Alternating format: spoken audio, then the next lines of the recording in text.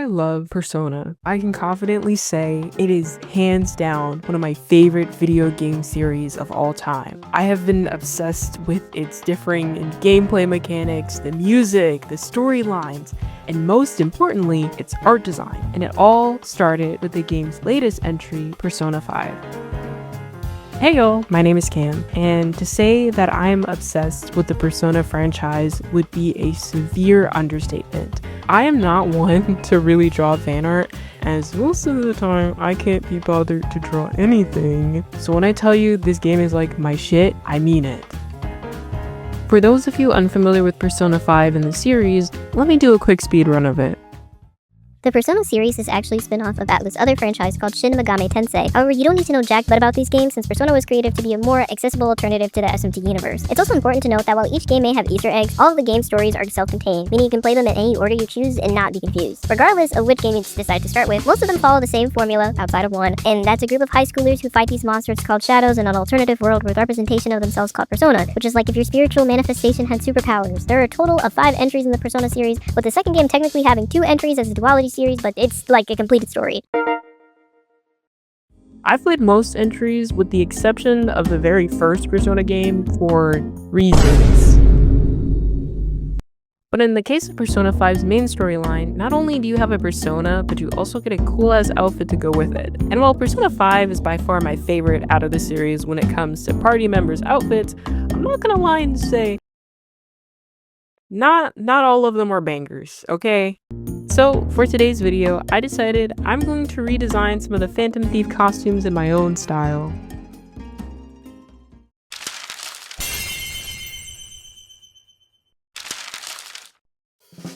It's impossible to discuss redesigns without mentioning Ann's metaverse outfit. My issue with Ann isn't her character, but how the story handles her. She's introduced as someone reclaiming her agency after being exploited by Kamoshida, using her sexuality and rage as power, yet the game barely follows through on this arc as soon as it's over. Although Ann initially feels embarrassed by her costume and later seems to grow comfortable with it, this development is only implied and never really explored, as the narrative sidelines her story along with other early party members. Her confidant also feels unfocused, splitting attention between Shiho and Mika, and while I feel like both ideas are powerful, it leaves little room for Ann herself.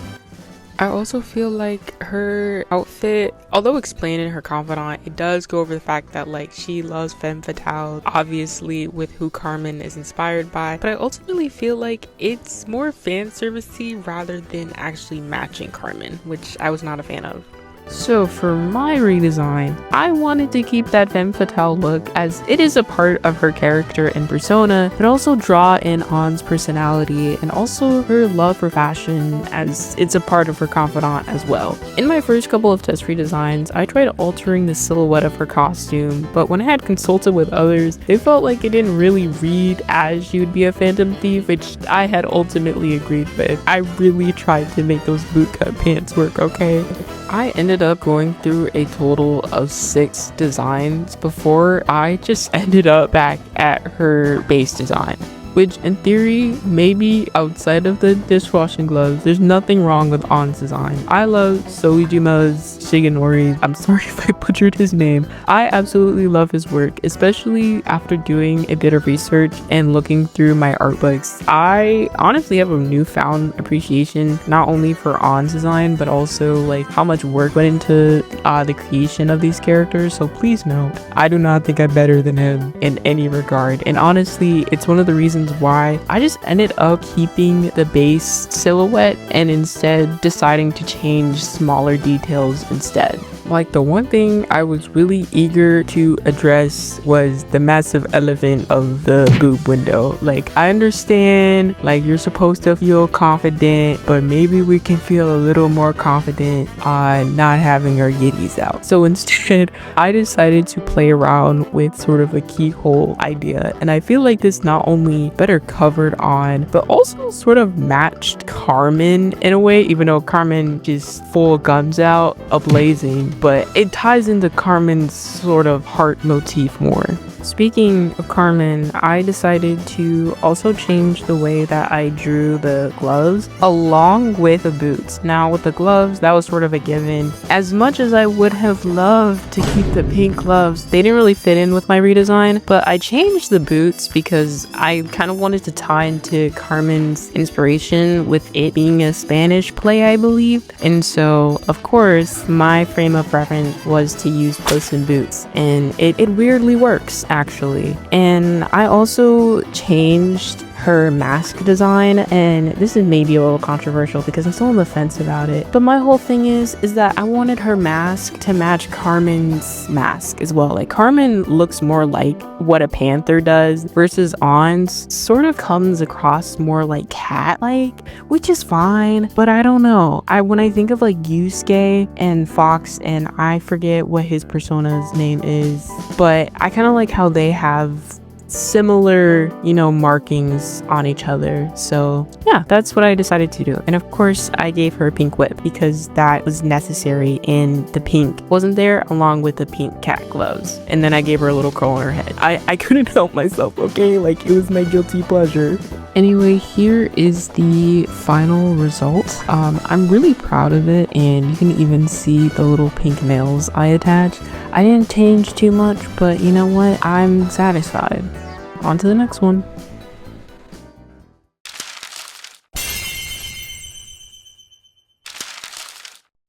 This section differs from Ann's because the redesign is tied directly to the story. While I love most of Persona 5 Royal's third semester content, one of its biggest weaknesses comes from Yoshizawa. Kasumi Yoshizawa is a new character introduced alongside Maruki in Persona 5 Royal. She appears at the very beginning of the game's sort of tutorial and helps out Joker. However, you don't really get to know her and unlock her confidant until late May. Outside the metaverse, she initially comes off as pretty bland. Cute, I love her design, like she's adorable, yes, but that's all there is to her. And this isn't a Kasumi isolated incident. Some female confidants especially suffer from what I'd like to call waifu syndrome, where they appeal to usually a male audience with her calling you senpai every 5 seconds, and it sort of outweighs any actual interesting character development or turns for the sake of being appealing to an audience. And Kasumi is a clear example of that. For the first 5 confidant ranks, she barely has a personality. You just help her with gymnastics over and over with very little progression, and she feels very disconnected from the larger narrative. This is partly because Atlas has a bad habit, in my opinion, of adding new female characters and enhanced editions without fully integrating them into the story. And more importantly, the other reason is because Kasumi isn't actually Kasumi, she's Sumire. Quick refresher, or if you decided to watch this anyway without playing the game, Maruki, the game's guidance counselor and the final boss for the third semester, brainwashes Sumire into believing that she is actually her deceased sister, thinking it will help her cope with the guilt and loss she feels over Kasumi's death. The problem with that crucial information is that we don't get any hints of it until the third semester. And while I actually love Sumire as a character and find her far more interesting than whatever we get with Kasumi, she's practically non-existent until the very end of the story. And with the story being so overloaded, I actually sort of missed really getting to know Sumire through my first playthrough of Royal. My gripes with Yoshizawa extend to her Phantom Thief design. It is very obvious that it's essentially supposed to be Joker's outfit but for a girl, hence the more point of it being just fan service. And while I don't mind the design all that much, I actually think it's cute. Again, I find that decision strange considering her entire story is the lesson of being her own person. And outside of the fact that even that lesson itself is sort of problematic given the whole thing of rebellion and how each party member ties into that outside of her, I also feel like Sumire ends up being very flashy with no substance. And while I am by no means a writer, I can maybe try to remedy at least one of the issues that I have through this redesign. So my main goal was to make her feel more like Sumire rather than a reflection of Joker or Kasumi. And I've actually drawn a redesign of her before, However, it was a mutuals redesign, and while I really liked that one as well, like especially with the gold motifs, I kind of wanted to give my try my own hand at it, although I do take some aspects from that redesign as well. One of the main things you'll notice is that I kept the coat because one, I love it, and also because it reminded me a lot of like a Victorian morning dress or sort of like overcoat. And this may be a bit of a stretch to justify my first point of me disliking it, but my thought process behind it was how Sumeri wasn't ever granted the ability to actually mourn Kasumi. Like, she's just like, you know what, I'll just become my sister. That's really crazy the more that I think about it. So I feel like her true Phantom Thief design would sort of allow that. Like, she can sort of not necessarily hold on to that grief, but maybe accept it and use that as a potential driving force. I don't know. I'm just gonna say I just like the coat, okay? It reminded me of that, and I like the underblue design. And as far as story goes, I 100% believe that Sumeri should have had a second metaverse design similar to Akechi, because I don't know, again, it goes back to my initial point. I found it very weird how we have this, like, her whole story is about her pretending to be somebody else, and your metaverse outfit is going to be a copy of somebody else's. Like, I just find that, I found that crazy. So I didn't really change too much again, but I did also change the color of her leotard and bow to sort of get away from that, like, sort of Joker vibe. And then I made it white for a few reasons. Is number one, her representative color is supposed to be white, believe it or not. I believe I saw that on Reddit somewhere, and I also read it, I believe, on one forum.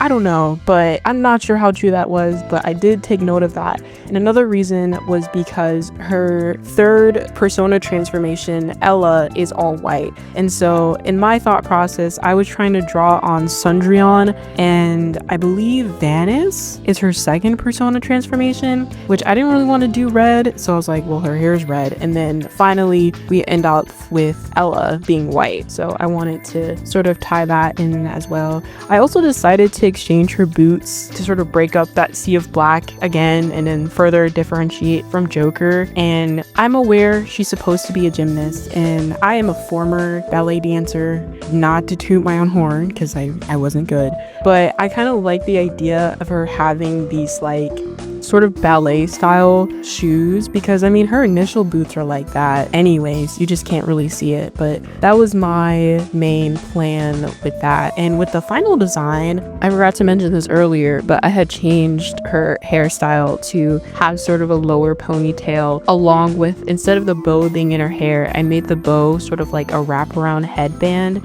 But I'm overall pretty satisfied with it. I feel like it does make her seem like she is her own character and not so much like Joker, and I pretty much like it. And also, I don't know, I really like the color blue, and I feel like there could have been so much more done with her.